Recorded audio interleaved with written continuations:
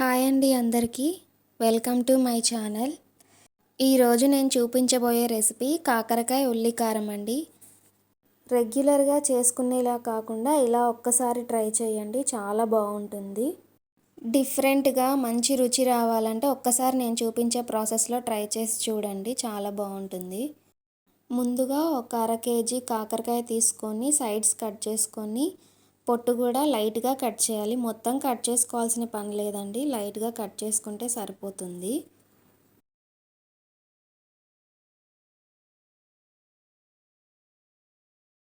ఇలా కట్ చేసుకున్న వాటిని ఒక్కొక్కటిగా తీసుకొని ఇలా పొడుగ్గా ఘాట్లు పెట్టుకోవాలి.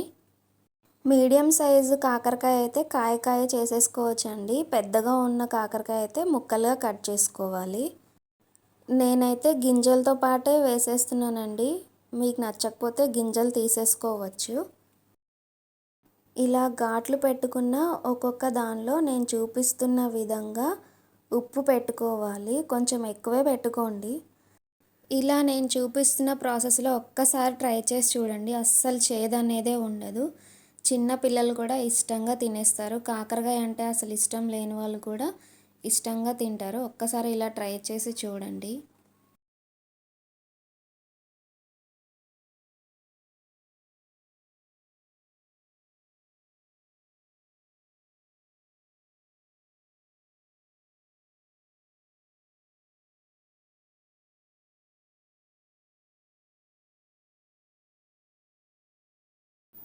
ఇలా ఒక్కొక్కటిగా ఉప్పు పెట్టుకున్న కాకరకాయ ముక్కలన్నిటిని పక్కన పెట్టుకొని ఇప్పుడు మనం స్టవ్ వెలిగించుకొని ప్యాన్ పెట్టి అందులో కొద్దిగా ఆయిల్ వేసుకొని, కొంచెం ఆయిల్ ఎక్కువే వేసుకోవాలి.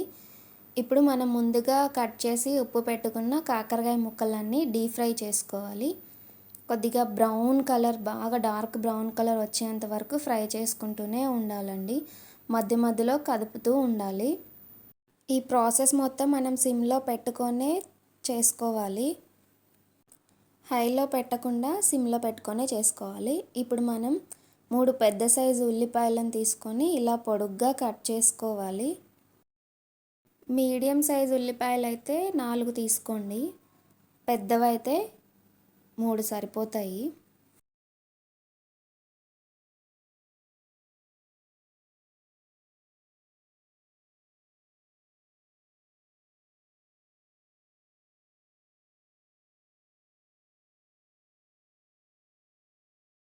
ఇలా కట్ చేసుకొని పక్కన పెట్టుకోవాలి. ఇప్పుడు ఫ్రై అవుతున్న కాకరకాయ ముక్కల్ని మళ్ళీ ఒకసారి ఇలా కదుపుతూ ఫ్రై చేసుకోవాలి.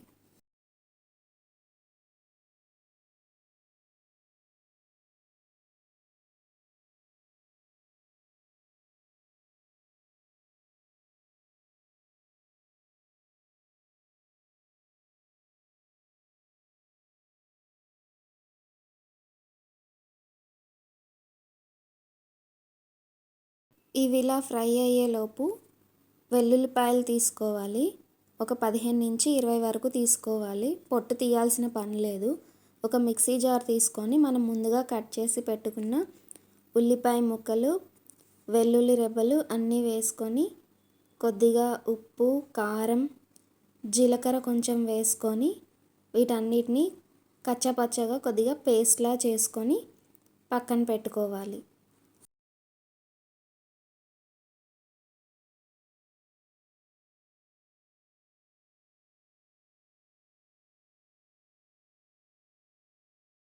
ఇలా పేస్ట్ చేసుకొని పక్కన పెట్టుకోవాలి. ఇప్పుడు మనం కాకరకాయలు డీప్ ఫ్రై చేసిన అదే ఆయిల్లో కొద్దిగా ఆయిల్ హీట్ అయ్యాక శనగపప్పు, ఆవాలు, జీలకర్ర, కొద్దిగా ఎండుమిరపకాయలు, కరివేపాకు రెబ్బలు కొన్ని వేసుకొని పోపు పెట్టుకోవాలి. అవి కొంచెం ఫ్రై అయ్యాక ఉల్లిపాయ ముక్కలు కొన్ని వేసుకోవాలి.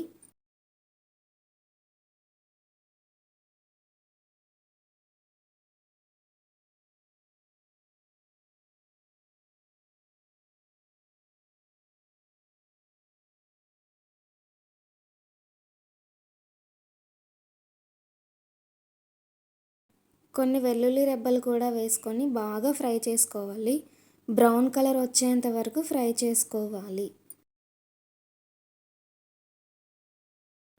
ఇలా ఫ్రై చేసుకున్న తర్వాత మనం ముందుగా రెడీ చేసి పేస్ట్ చేసి పెట్టుకున్న ఉల్లికారాన్ని కూడా ఇందులో వేసి బాగా ఫ్రై చేసుకోవాలి. అడుగంటకుండా కదుపుతూనే ఉండాలి.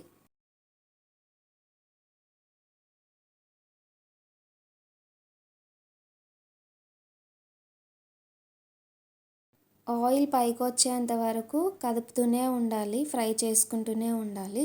ఆ పచ్చివాసన అనేది పోవాలి మొత్తము.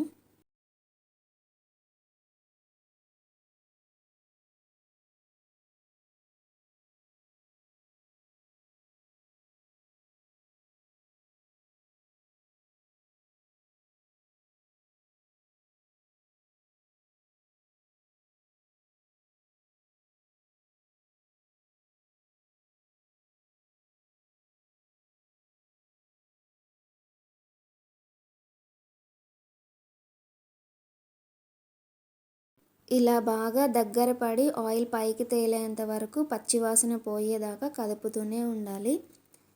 ఇలా అయిన తర్వాత మనం ముందుగా డీప్ ఫ్రై చేసి పెట్టుకున్న కాకరకాయ ముక్కల్ని అందులో వేసుకొని నేను చూపిస్తున్న విధంగా ఇలా కలుపుకోవాలి.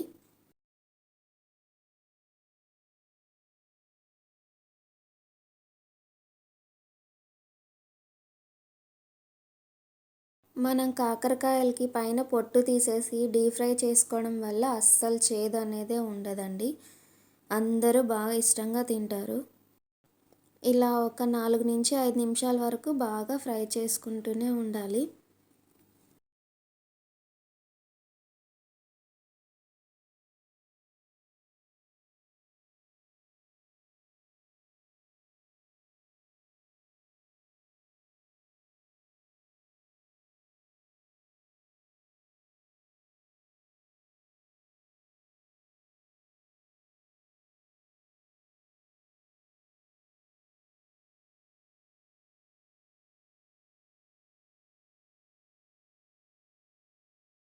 ఇంతే అండి, ఎంతో రుచిగా టేస్టీగా ఉండే మన కాకరకాయ ఉల్లికారం అయితే రెడీ అయిపోయింది. ఈ రెసిపీ కనుక మీకు నచ్చినట్టయితే నా ఛానల్ని సబ్స్క్రైబ్ చేసుకోండి. Thanks for watching.